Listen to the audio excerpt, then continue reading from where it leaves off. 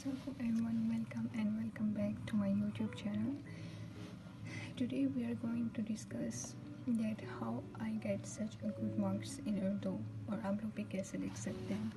So the most awaiting video, let's start.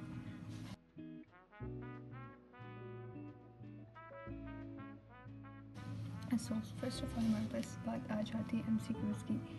So as you know that कि अब हमारे पास SLO base है, तो MCQs जो होते हैं वो टोटली SLO बेस होते हैं और इसमें सारी ग्रामर होती है और किसी किस्म के कोई MCQs नहीं आते, टोटली ग्रामर होती है. सो उसके लिए मैं आप लोगों को यही सजेस्ट करूँगी कि आप लोग अपनी ग्रामर की जो प्रिपरेशन है तो फर्स्ट ऑफ़ ऑल आप अपनी टेक्स्ट बुक को फॉलो करें. अभी ये सेकेंड ईयर की है, बट अगर आप फर्स्ट ईयर की करें तो आप फर्स्ट ईयर की बुक करें. अगर आप सेकेंड ईयर में तो ऑफकोर्स आप सेकेंड ईयर की करेंगे.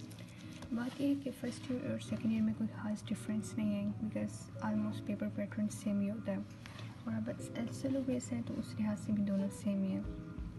So this is about MCQs. और MCQs में आप लोग सबसे पहले अपनी टेक्स्ट बुक को फॉलो करें. उसके अलावा आप लोग जो है उर्दू ये नोट्स हैं, आप लोग इससे भी अपनी ग्रामर कर सकते हैं. कैसे ग्रामर के लिए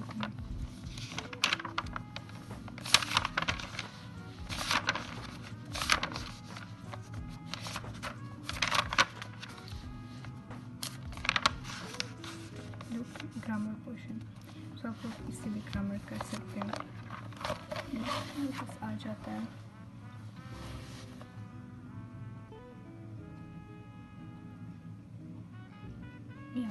नेक्स्ट आ जाता है हमारे पास मतन. हमारे किसी भी चैप्टर से उन्होंने पैराग्राफ लिया होता है और उसके नीचे उन्होंने हमें क्वेश्चंस दिए होते हैं और हमें उन क्वेश्चंस के आंसर करने होते हैं. सो इसके लिए बेहतर ये है कि आप लोग अपने टीचर्स जब आपको पढ़ा रहे होते हैं तो आप लेक्चर्स को बहुत ज़्यादा अटेंटिव होकर सुने. उससे ये होगा कि जब आप वो लोग मीनिंग्स लिखेंगे अपने टेक्स्ट बुक के ऊपर ही, जब टीचर्स चैप्टर पढ़ा रहे होंगे, आपके कॉन्सेप्ट उस लिहाज से क्लियर हो जाएंगे कि बेसिकली इस चैप्टर में हमें पढ़ाया क्या जा रहा है, मेन थीम के इस चैप्टर का. तो उस तरीके से आप लोग मोर क्लियर हो जाएंगे. एज़ यू कैन सी कि जब भी कोई टीचर कुछ पढ़ा रहे होते हैं तो आप लोगों ने नोट ज़रूर करना है, लाइक प्रैक्टिस. वैसे अब अगर कोई मुश्किल वर्ड्स की मीनिंग्स भी आप लोग लिख सकते हैं. उसके अलावा ये शॉर्ट नोट्स लाइक फासला कितना उन्होंने तय किया 5 गज़ का, इस तरह से आप लोग अपने शॉर्ट नोट्स भी बना सकते हैं इफ़ यू वांट.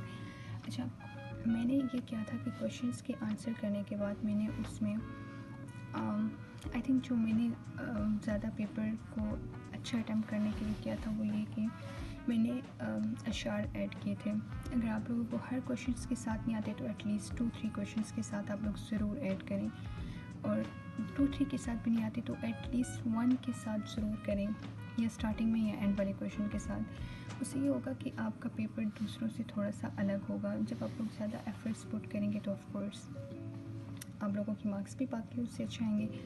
अगर आपको उससे रिलेटेड अशार नहीं आते तो आप लोग क्या कर सकते हैं कि आप लोग कोई कुरानी आयत या हदीस का हवाला भी दे सकते हैं. इससे ये होगा कि आप लोगों के पेपर में जो है ना थोड़ी सी जान पैदा होती है. सो कोशिश करें कि हर क्वेश्चन के साथ नहीं तो एटलीस्ट 2-3 क्वेश्चन के साथ या अशार ऐड करें या कोई कुरानी आयत या कोई हदीस का हवाला ज़रूर दें. So let's move to the next.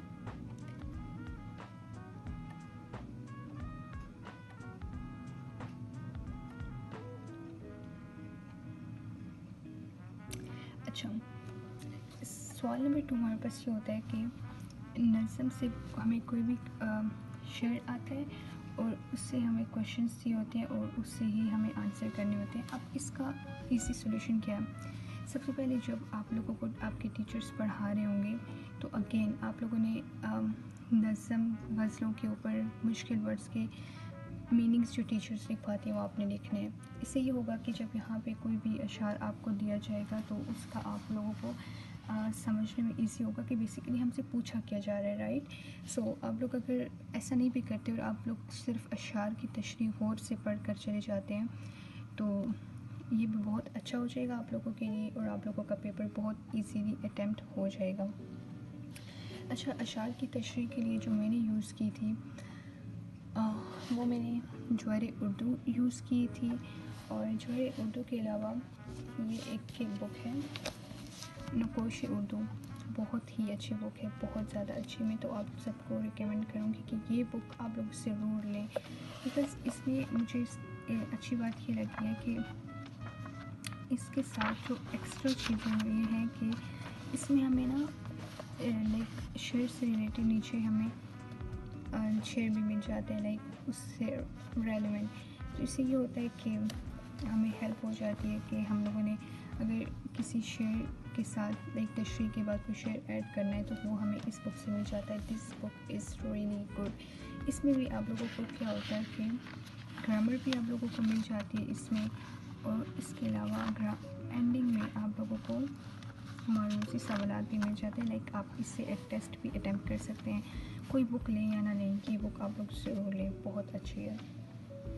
اچھا, اور سیاق و سباق کے لیے آپ یا تو چیپٹر جو ہے ڈیپ پڑھ کے چلے جایا کریں. No I am not talking about سیاق و سباق, آئی ایم ٹاکنگ اباؤٹ متن, جو سب سے ہمارا فرسٹ کویشچن ہوتا ہے. اس کے لیے یا تو آپ چیپٹر ڈیپ اسٹڈی کر کے جائیں. اگر ایسا نہیں کرتے تو کویشچن آنسرس کو یاد نہیں کریں بلکہ انہیں اچھی طریقے سے پڑھ کے جائیں تاکہ آپ لوگوں کو پتہ چلے کہ چیپٹرس کے اندر ہے کیا. اور ویسے بھی کویشچن آنسرس تو ہمیں پیراگراف سے ہی آتے ہیں تو ہمیں آئیڈیا ہو ہی جاتا ہے.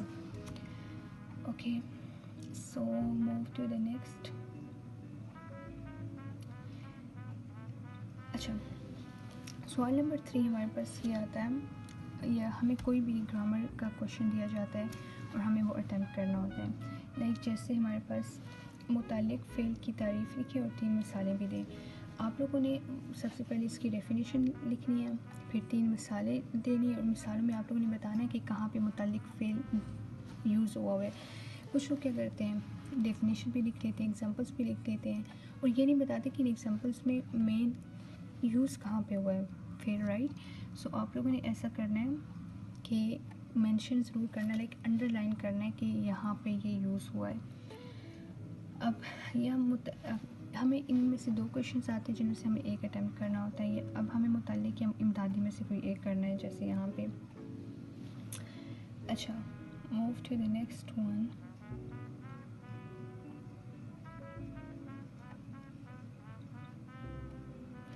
اب جیسے یہاں پہ متعلق فعل کے انہوں نے ہمیں ڈیفینیشن دیے ہوئے متعلق فعل کے وہ الفاظ جو فعل کی حالت یا اس کے تسلسل کو ظاہر کرتے ہیں انہیں متعلق فعل کہا جاتا ہے. جیسے احمد ہمیشہ سبق یاد کرتا ہے, وہ کبھی کبھی آم لاتا ہے.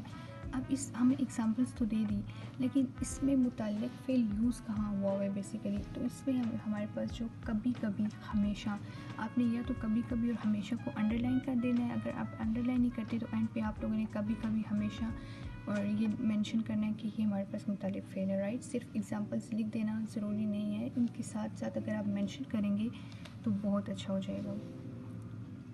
اگین آپ لوگ زیادہ ایفرٹس پوٹ کریں گے تو آپ لوگوں کو انشاءاللہ رزلٹ بھی بہت اچھا ملے گا. جتنا گڑ ڈالیں گے اتنا ہی میٹھا ہوگا. Okay, move to the next one.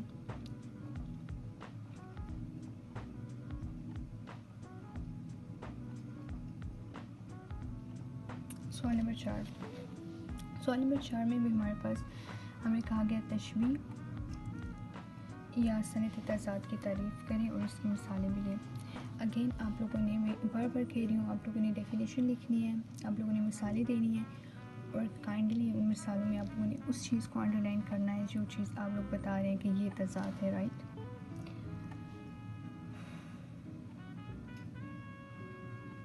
پھر آ جاتا ہے ہمارے پاس موسٹ امپورٹنٹ سیاق و سباق, اور اس کے مارکس بھی اچھے خاصے ہوتے ہیں. سو آپ لوگوں نے کیا کرنا ہے, سب سے پہلے چیپٹرس کا جیسے ہم لوگ لکھتے ہیں سبق, مصنف کا نام, انتہا بس وغیرہ, یہ ساری چیزیں آپ لوگوں نے لکھنی ہے. اس کے بعد آپ لوگوں نے سیاق و سباق لکھنا ہے. سیاق و سباق آپ لوگوں نے کوشش کرنی ہے کہ بہت زیادہ لینتھی نہیں لکھنا, ہاف پیج کا انف ہوتا ہے. پھر آپ لوگوں نے تشریح لکھنی ہے, اور تشریح میں اگین آپ لوگوں نے قرآنی آیت, اشعار یا احادیث کا حوالہ دینا بالکل بھی نہیں بھولنا, کیونکہ یہی چیز ہوتی ہیں جو آپ کے پیپر میں جان پیدا کرتی ہیں. یہ بہت امپورٹنٹ ہوتی ہیں, کیونکہ مجھے بھی 9th میں اتنا آئیڈیا نہیں تھا کہ ہمیں اشعار ساتھ میں لکھنے ضروری ہوتے ہیں. سو ان مائی فرسٹ ایئر مجھے ان چیزوں کا بہت اچھے سے آئیڈیا ہو گیا تھا, کیونکہ میں نے ایکچولی کیپس اکیڈمی جوائن کی تھی، اور وہاں پہ جو ہمارے سر تھے انہوں نے ہمارے پریزنٹیشن پہ بہت زیادہ فوکس کیا تھا، اور الحمدللہ آئی ایم سو لکی کہ مجھے اتنے اچھے ٹیچرس ملے. ایٹ لیسٹ 9 میٹرک میں نہیں تو فرسٹ ایئر میں میرے بہت اچھے مارکس آ گئے ہیں، اور 9 اگر میں اتنی محنت سیکنڈ ایئر میں کروں گی تو انشاءاللہ میرے اس سے بھی زیادہ اچھے آئیں گے. So I am really thankful to اللہ تعالیٰ کہ انہوں نے مجھے اتنے اچھے ٹیچرس دیے. اوکے، سیاق و سبق و تشریح میں آپ لوگوں نے ان 3 چیزوں کا ضرور خیال رکھنا، اور اگین آپ لوگوں کے بہت اچھے مارکس آئیں گے. میرے جو مارکس ہیں فرسٹ ایئر کی اردو میں وہ میرے 96 ہیں آؤٹ آف 100. اور میں بتاتی ہوں میں نے مسٹیکس کہاں کی ہیں. میرے ایم سی کیوز غلط ہوئے تھے، 1 یا 2 ایم سی کیوز میرے غلط ہوئے تھے، اور باقی آئی ڈونٹ نو باقی 2 مارکس کہاں سے کٹے ہیں، لیکن 2 مارکس میں نے ایم سی کیوز سے کٹے ہیں. Again move to the next one. اب آ جاتا ہے ہمیں جہاں پہ شاعر یا نظم ان میں سے شاعر یا نظم ہمیں نظم یا غزل میں سے کسی ایک کی تشریح کرنی ہوتی ہے. اور اگین اس میں ہمارے پاس کیا ہوتا ہے، اس میں ہمیں مشکل الفاظ کے میننگس لکھنے ہوتے ہیں فرسٹ آف آل، جسے حل لغت کہتے ہیں. اس کے بعد ہمیں بتانا ہوتا ہے کہ اس میں ہمارے پاس کوئی صنعت یوز ہوئی ہوئی ہے، اس طرح کی کوئی چیز ہوئی ہوئی ہوتی ہے تو ہم نے وہ بتانی ہوتی ہے. ایز یو کین سی، جیسے ہمیں اس کی تشریح کرنی ہے تو ہم نے اس کا حوالہ دینا ہوتا ہے، حل لغت لکھنی ہوتی ہے، فنی محاسن بتانے ہوتے ہیں. سو یہ چیزیں آپ لوگوں نے ضرور لکھنی ہے. اور پھر اگین آپ لوگوں نے تشریح لکھنی، اور تشریح میں آپ لوگ پلیز شعر، قرآنی آیت اور حدیث کا حوالہ دینا مت بھولے گا. میں بار بار اس چیز کو اس لیے مینشن کری ہوں کیونکہ یہی چیز تو ہوتی ہے، مین چیز یہی ہے. پھر ہمارے پاس move to the next one. Basically یہ میں نے سالو کیا ہوا پیپر اوپن کر لیا ہے، مجھے دوسرا اوپن کرنا چاہیے تو اس کو رائٹ. پھر ہمارے پاس آ جاتا ہے کسی ایک عنوان پر مضمون لکھیں. مضمون میں یہی ہوتا ہے کہ آپ لوگوں نے سب سے پہلے تعارف میں اچھی طریقے سے ایکسپلین کرنا ہوتا ہے کہ آپ لوگوں سے کیا چیز پوچھی گئی ہے. پھر آپ لوگوں نے ہیڈنگس کے ساتھ اچھے طریقے سے آپ لوگوں نے اپنا مضمون لکھنا ہے، اور اگین اس میں شعر ڈالنا مت بھولیے گا، قرآنی احادیث یا قرآنی آیت یا حدیث. I am really sorry. So ان چیزوں کا آپ لوگوں نے ضرور خیال رکھنا ہے. اور یہ ہمارا ہے. اور فرسٹ ایئر میں یہ ہوتا ہے کہ آئی گیس وہاں پہ ہمارے پاس درخواست یا مکالمہ ہوتا ہے، رائٹ. سو مکالمے میں بھی آپ لوگ احادیث، قرآنی آیت ڈال سکتے ہیں، یا کوئی بھی وہ جو ہوتا ہے نا ایک انار سو بیمار، یا کوئی بھی بڑوں یا کہاوت جسے ہم کہتے ہیں، کہاوت بھی آپ لوگ مکالمے میں ایڈ کر سکتے ہیں. اور درخواست میں بھی آپ لوگ اچھی درخواست آپ لوگوں کو کرنی آتی ہوگی. درخواست میں بھی میں نے اس دفعہ جیسے ہماری صفائی کی آئی تھی تو میں نے اس میں بتایا تھا کہ صفائی نصف ایمان ہے. اس طرح سے میں نے تھوڑا سا ایکسپلین اس میں بھی کیا تھا کہ جب ہم اپلیکیشن میں نے لکھی تھی ایگزام میں اردو کے، تو میں نے اس میں تھوڑا سا یہ اسلامک پوائنٹ آف ویو سے بھی بتایا تھا کہ اسلام بھی ہمیں صفائی کا درس دیتا ہے، اور صفائی بہت ضروری ہے، دس اینڈ دیٹ، رائٹ. سو یہاں پہ میں آپ لوگوں کو اپنے پیپر کی پریزنٹیشن میں دکھا دیتی ہوں.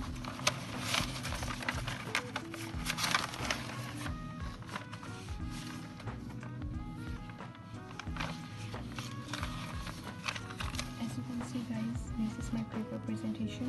ہیڈنگس اور جو مین ڈیفینیشن ہوتی ہے اس کو آپ لوگوں نے انڈر لائن کرنا ہوتا ہے، اور ان چیزوں کا آپ لوگوں نے بہت زیادہ خیال رکھنا ہے. اب فار ایگزامپل جیسے یہ محاورہ ہے، ہمیں محاورے کے بارے میں پوچھا ہوا، آپ لوگوں نے محاورے کی ڈیفینیشن بتانی ہے اور مثالیں دے کر یہ دیکھیں اب اس میں محاورہ کیا ہے. یہ اگر آپ لوگ اس کو انڈر لائن نہیں کر سکتے تو آپ لوگ اس کو بلیک پین کے ساتھ لکھ سکتے ہیں تاکہ پرماننٹ ہو جائے، رائٹ. سو یا اب جیسے اس حوالے متن جس میں آپ نے سبق کا نام، صنف اور ماخوذ بتانا ہوتا ہے، پھر آپ نے سیاق و سباق بتانا ہوتا ہے، پھر ان چیزوں کو آپ لوگوں نے انڈر لائن ضرور کرنا ہوتا ہے. پھر اس کے بعد یہ تشریح، اور تشریح کے بعد ایسے کینسی یہ شعر ضرور ایڈ کرنا ہے. پھر یہ مکالمہ ہے، اور مکالمے میں آپ لوگوں نے منظر ضرور لکھنا ہے. میں یہ بھول گئی تھی، آپ لوگوں نے منظر لکھنا ہے. اور کردار نمبر 1، کردار نمبر 2 کی ہیڈنگ دینی کہ آپ لوگوں کے مکالمے میں کون سے 2 کردار ہیں.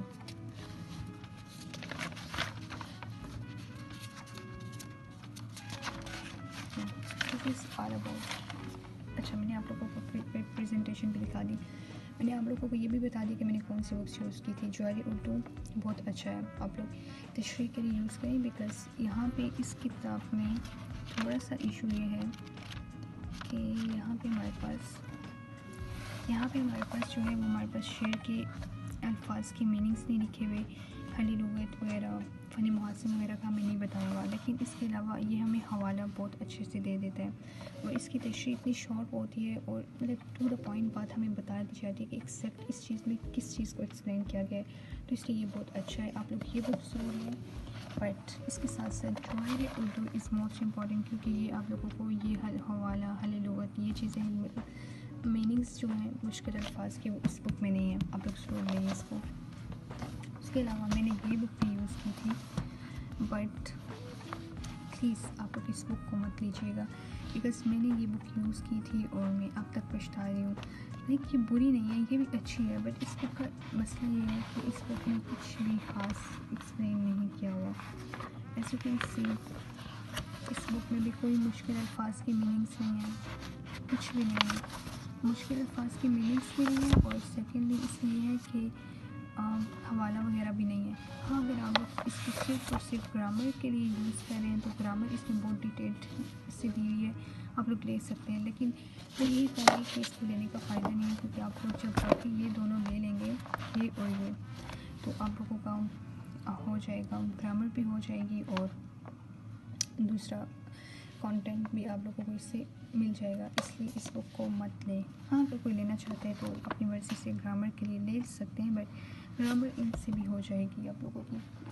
So this is all about today. Thank you so much for watching my video. Inshallah in the next video I will share with you guys کہ میں نے کس طرح اپنے مطالعہ قرآن کا پیپر کس طریقے سے میں نے اٹیمپٹ کیا, اس میں آپ لوگوں نے کن چیزوں کا خیال رکھنا ہے, کن چیزوں کو اوائڈ کرنا ہے, اور میں نے اس میں بھی کتنے مارکس لیے. انشاءاللہ وہ میں اسی ویڈیو میں آپ لوگوں سے شیئر کروں گی.